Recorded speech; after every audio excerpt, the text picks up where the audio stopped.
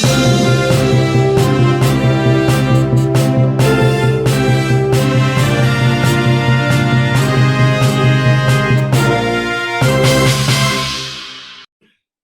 வணக்கம். இதயகனி விஜயன். தமிழக முதல்வர் எம்.கே. ஸ்டாலின், மு.க. ஸ்டாலின் மார்ச் 6, அதாவது அண்ணா ஆட்சியில் அமர்ந்து தமிழினம் தலை நிமிர்ந்த நாள் அப்படின்னு சொல்லி ஒரு ட்வீட் ஒன்று போட்டிருக்காரு. அதில் என்ன சொல்லியிருக்காருன்னா, 1967ஆம் ஆண்டு பேரறிஞர் அண்ணா தலைமையிலான அமைச்சரவை பொறுப்பேற்று தமிழ்நாட்டின் எழுச்சிக்கும் தமிழினத்தின் மீட்சிக்கும் விதையொன்றிய இந்த நாளில் அடுத்த 5 ஆண்டுகளில் தமிழ்நாட்டின் வளர்ச்சிக்கான ஸ்டாலின் ஸ்டேட்மெண்ட், அது தன்னைத்தானே எல்லாம் சொல்லிக்கிறார். அவர் தான் அரசாங்கம் தான் அவர் அப்படிங்கிற மாதிரி அவர் இந்த துணியில் சொல்லிக்கிறாரு. தமிழ்நாட்டின் வளர்ச்சிக்கான ஸ்டாலின் ஸ்டேட்மெண்ட்டை அறிவிக்க இருக்கிறேன். இவர் அறிவிக்கிறாரா? அதான் கவர்மெண்ட் கிடையாது, இவர் தான் கவர்மெண்ட்டு. திராவிட ஆட்சி மண்ணில் மையம் கொண்ட நாளிலேயே டிராவிடியன் மாடல் 2.0க்கான அடிக்கல்லை நாட்டுகிறேன் உங்கள் அனைவரின் ஆதரவோடும் அப்படின்னு சொல்கிறார். அதாவது அண்ணாவை பற்றி என்ன சொல்கிறதுக்கு திமுகவுக்கு என்ன தகுதி இருக்குது, என்ன தரம் இருக்குது, அண்ணா எவ்வளோ தரமானவர், எவ்வளோ தகுதியானவர், அந்த தகுதிக்கும் உங்களுக்கு என்ன இருக்கும். அதாவது ஸ்டாலினோட தகப்பனாரே அவரை மதிக்கலை. அதாவது ஒரு ஒரு விஷயத்தை இங்கே சுட்டி காட்டணும். என்ன சுட்டி காட்டணும்னா, அண்ணா அண்ணா கிட்ட மோதிரம் வாங்கினார். அண்ணா கிட்ட ஸ்டாலினோட தந்தை கருணாநிதி ஒரு மோதிரம் வாங்கினார். எப்படி வாங்கினார்? அவர் கட்சி சார்பாவோ இல்லை நிதி திரட்டியோ ஒன்றும் கொடுக்கல. இவர் கொடுத்து அவரை போட வச்சார். கருணாநிதி அந்த மோதிரத்தை கொடுத்து போட வச்சார். அதுதான் அவருடைய அரசியல் வழிமுறை, அரசியல் தரம். அதாவது ஓடாத ரயில் தண்டவாளத்தில் ரயில் ஓடாத தண்டவாளத்தில் படுத்து அது தன்னை வீரனாக காட்டிக்கிட்டாரு டால்மியாபுரம் சிமெண்ட்டு.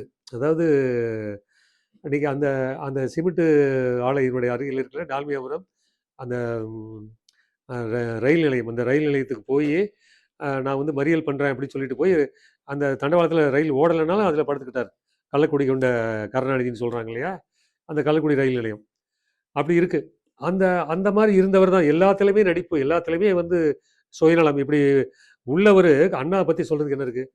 அண்ணா இந்த குடும்ப விஷயத்தில், இவரோட குடும்ப விஷயத்தில் ஒரு திருமணத்தை முறைப்படி நடத்தி வச்சார். திருமணத்துலேருந்து விலகிடலாம், தட்டி கழிச்சிட்டு போயிடலாம் அப்படின்னு திமுக குடும்பத்தில் முக்கியமானவர் அவர் ஏமாற்ற நினைக்கும் போது அண்ணா அதை ஏமாற்றக்கூடாது, நீ திருமணம் பண்ணி ஆகணும் கட்டாயப்படுத்தி அந்த திருமணத்தை நடத்தி வச்சார். ஸோ அந்த கோபம் அந்த குடும்பத்துக்கு இருக்குது. அந்த கோபத்தை கொடுத்தனால அண்ணா அவங்க மதிக்கவே இல்லை. அண்ணாவுக்கு எம்ஜிஆர் காட்டிய மரியாதை, எம்ஜிஆர் சொன்ன மரியாதை, எம்ஜிஆர் கொடுத்த மரியாதை ரொம்ப அளவு கடந்தது. அவர் தன்னை முன்னிலைப்படுத்திக்கல. அவர் ஆட்சிக்கு வந்ததுக்கப்புறம் எம்ஜிஆர் தன்னை முன்னிலைப்படுத்திக்கவே இல்லை. இது அண்ணாவின் அரசு அப்படின்னு தான் சொன்னார். தனது அரசு அப்படின்லாம் சொல்ல, தமிழக அரசு அண்ணாவின் அரசு அப்படின்னு தான் சொன்னார். சினிமாவில் அண்ணாவுக்கு அவர் கொடுத்த மரியாதை யாரும் கொடுத்ததில்லை. அந்த அளவுக்கு அவர் பண்ணியிருக்காரு. அதாவது அண்ணாவுடைய அதாவது 75வது பிறந்தநாள் இப்போ மிக பிரமாதமாக பண்ணாங்க. ஒரு பெரிய மலர் வெளியிட்டாங்க. அது மாதிரி எதுவுமே கருணாநிதி பண்ணதில் கருணாவுக்கு எந்த மரியாதையும் அவர் கொடுக்கல. அதுதான் அண்ணா அமெரிக்காவில் போய் சிகிச்சை பெற்று திரும்பி வந்ததுக்கப்புறம் அந்த நிதி எப்படி இது பண்ணுறங்கிறப்போ சட்டமன்றத்திலே கேள்வி வந்துச்சு. இந்த நிதி எங்கேருந்து நீங்கள் கொடுத்தீங்க, அந்த செலவு, அந்த மருத்துவ செலவுக்கு அப்படின்னு எம்ஜிஆர் அந்த செலவை ஏற்றுக்கொண்டார் அப்படின்னு சட்டமன்றத்திலே அண்ணா உறுதிப்படுத்தி எம்ஜிஆர்ட்ட கேட்டுக்கிட்டு அதை சொன்னார். அப்படி நடந்தது. ஸோ இப்படி தான் அவங்க இருந்திருக்காங்க. கருணாநிதி குடும்பமோ, ஏன்னா அண்ணாவோட நேர்மை அவங்ககிட்ட கிடையாது, அண்ணாவுடைய பண்பு அவர்கிட்ட கிடையாது, அந்த திறமை திமுகவிட கிடையாது, கருணாநிதி குடும்பத்துக்கு அது கிடையவே கிடையாது. அப்படி தான் இருக்குது. அதாவது அண்ணா அவர் மாதிரி இந்த கோஷ்டி கானங்களை சகிச்சுக்கிட்டு இருந்த தலைவர் யாரும் கிடையாது. திமுகவில் அத்தனை கோஷ்டி கானங்கள் இருந்தது. அத்தனையும் சகிச்சுக்கிட்டு யாரையும் அவர் ஒதுக்காவோ யாரையும் விளக்கவோ எதுவும் இல்லாமல் எல்லாரையும் அரவணைச்சு போனார். கருணாநிதினால் பல பேர் கட்சியை விட்டு வெளியே போனாங்க. கருணாநிதினால், அவர் கொடுத்த இம்சையினால், தொல்லையினால் சிவாஜி வெளியே போனார், ஈவிகே சம்பத் வெளியே போனார், கண்ணதாசன் வெளியே போனார். இத்தனையும் அண்ணாவுக்கு பேரிழப்பு கருணாநிதினால் ஏற்பட்டது. இதெல்லாம் கதை எடுத்து விட்டனா இவங்க பேசவே முடியாது. இது சொல்ல வேண்டிய யார் சொல்லணும்? அதிமுக உள்ளதை சொல்லணும். அதாவது அண்ணாவால் வந்து வளர்க்கப்பட்டவர்கள், உருவாக்கப்பட்டவர்கள் அவங்க சொல்லணும். அவங்க இந்த விஷயங்கள எடுத்து சொல்லணும். அவங்க சொல்ல மாட்டேங்கிறாங்க. ஏன்னா எல்லாமே அரசியல் கணக்குகள். அவனோட கூட்டணி வைக்கணும், இவன் வந்து என்னோட தயவு நமக்கு தேவை அப்படின்னு. என் ஊழல நீ கண்டுக்காத, உன் ஊழல நான் கண்டுக்கல. இப்படின்னு சொல்லி ஒருத்தருக்கு ஒருத்தருக்குள்ள அவங்களுக்கு அண்டர்ஸ்டாண்டிங் இருக்கு. ஸோ இந்த லட்சத்தில போகுது. அண்ணா முதலமைச்சர் ஆகும்போது வந்து எவ்வளவு நேர்மையா இருந்தாருங்கிறது எல்லாருக்குமே தெரியும். அதாவது அந்த வீட்டுக்கு வந்து அவரு சொந்த காசுல, அதாவது ஒரு சொந்த வருமானத்தில உள்ள அ அதாவது பீரோவாகட்டும், கட்டிலாகட்டும், அ சோஃபாவாகட்டும், இது எல்லாமே வந்து அரசாங்க செலவுல வர்றது வாங்குறதுக்கு அவர் விரும்பல. அ அதே அதே மாரி ஒவ்வொரு விஷயத்திலும் வந்து ஒரு தெளிவா இருந்தாரு, உறுதியா இருந்தாரு. அனாவசியமான வந்து கான்வாய் வண்டிகள் நெறைய போகுது பாருங்க. அத அண்ணா வந்து விரும்பல. கான்வாய் வண்டிகள் அளவுக்கு மீறி வந்து கருணாநிதி தான் அத தொடங்கி வச்சாரு.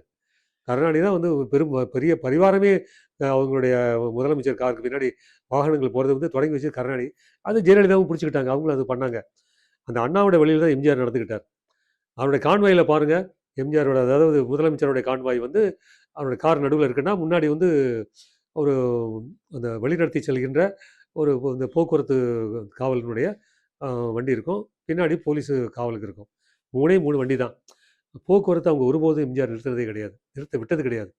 ஸோ அப்படி நடந்துக்கிட்டாரு. அது அண்ணாவுடைய வழியில அவர் பண்ணிக்கிட்டாரு. அதனால தான் வந்து அண்ணா வந்து அந்த இந்த மாரி இந்த பண்புள்ளதுனால தான் இது எம்ஜிஆர் கட்சி அப்படின்னு சொல்லி அண்ணாவே ஒத்துக்கிட்டாரு. அது திமுகங்கிறது எம்ஜிஆர் கட்சி. அந்த எம்ஜிஆர் கட்சி வந்து அவர விட்டு இந்த அந்த கட்சிய விட்டு நீக்கிறதுக்கு கருணாநிதி பண்ண அழிச்சாட்டியம் என்ன, அவருடைய அப்போ பிரச்சனைகள் என்ன, இதெல்லாம் பார்த்தா எங்கேயோ போய் நிக்கும். அதாவது தமிழக அரசியல் வரலாறு வந்து தடம் புரண்டது, அ நேர்மையற்று, ஊழல் மிகுந்து, மிக மோசமாக இன்னைக்கும் அப்படித்தான் இருக்கு. இன்னைக்கும் அவங்க மத்த எதிர்க்கட்சிகளையும் அது மாரி பண்ண வச்சுட்டாங்க. இவங்க தான் இவ்வளோ மோசமா போறாங்கன்னா, எதிர்க்கட்சிகளும் அது மாரி ஊழல் கட்சிகளாக மாற்றி, அவங்களையும் தரமற்று, தரம் தாழ்ந்து போக வச்சுட்டாங்க. ஒரு ஒரு விஷயம் என்னன்னா, இவரு வந்து ஒரு விஜய் ஒரு விஷயம் மேடையில தஞ்சாவூர்ல சொன்னாரு. என்னுடைய ஊழல் நீ கண்டுக்காத, உன் ஊழல் நான் கண்டுக்கல. மாத்தி மாத்தி நம்ம ஆட்சி பண்ணிக்குவோம். வேற யாரையும் நம்ம வரவிட வேண்டாம். அப்படிங்கிற மாரி பேசிக்கிட்டாங்க. அவங்களுக்குள்ள பேசி பேசாமலும் இருந்தது உண்டு. இந்த மாரி அவங்களுக்குள்ள அண்டர்ஸ்டாண்டிங் உண்டுன்னு. இந்த அண்டர்ஸ்டாண்டிங்க ஒரு ஒரு உதாரணம் சொல்லணும். இது சொல்லப்படாத ஒரு உதாரணம். என்ன உதாரணம்னா, ஜெயா டிவியும், சன் டிவியும் வந்து கூட்டு. இப்ப இப்ப இல்ல. அன்னைக்கு கூட்டு. அன்னைக்கு வந்து அதாவது ஜெயா டிவியும், சன் டிவியும், விஜய் டிவி வரக்கூடாது. விஜய் டிவி வரக்கூடாது. நம்ம வந்து நம்ம டாமினேஷன் இருக்கணும். நம்மளோட வளர்ச்சி தான் வந்து நமக்கு இருக்கணும். அவன வந்து வளர விடக்கூடாது அப்படின்னு சொல்லி சொன்னாங்க. ஆனா, அவங்களுடைய அந்த இதெல்லாம் மீறி அங்க விஜய் டிவி எங்கேயோ வளர்ந்துட்டு போயிடுச்சு. இப்படி ஒவ்வொரு விஷயத்திலும் வந்து இந்த மாரி இருக்காங்க. ஸோ இதெல்லாம் இது மாரி த மக்களை ஏமாற்றுகின்ற, முட்டாளாக்குகின்ற இந்த வேலையை தினமும் செய்கின்றன திராவிட இயக்கங்கள். அது வந்து இனி வந்து எப்படி இது மாறப்போகுது? எப்படி மாத்தப் போறாங்கன்னு தெரியல. ஏன்னா, வந்து சேர்ந்தவங்களும் அப்படித்தான் இருக்காங்க. விஜய் ஆகட்டும் சரி, அ கமலஹாசன் ஆகட்டும் சரி, ஏற்கனவே இந்த விஜயகாந்தாலும் சரி, யாரும் எந்த மாத்துறதுக்கு எந்த முயற்சியும் எடுக்கல. அதோட சேர்ந்து மிங்கிள் ஆகி போயிறாங்க. இந்த இந்த இந்த இந்த குட்டையிலேயே ஒரே ஒரு மட்டைங்கள மாரி தான் எல்லாரும் ஆயிட்டாங்க. இது தமிழகத்துக்கு என்னைக்கு விமோசனம் வரும் அப்படிங்கிறது நம்ம வந்து எதிர்பார்க்குறோம். விமோசனம் வரணும். அதுக்கு என்ன முயற்சி எடுக்கணும். யாருக்காவது புத்தி வந்து யாராவது மனம் திருந்தி யாராவது நல்ல விஷயங்கள செய்வாங்க, செய்யணும்னு கேட்டுக்கிறேன். நன்றி, வணக்கம்.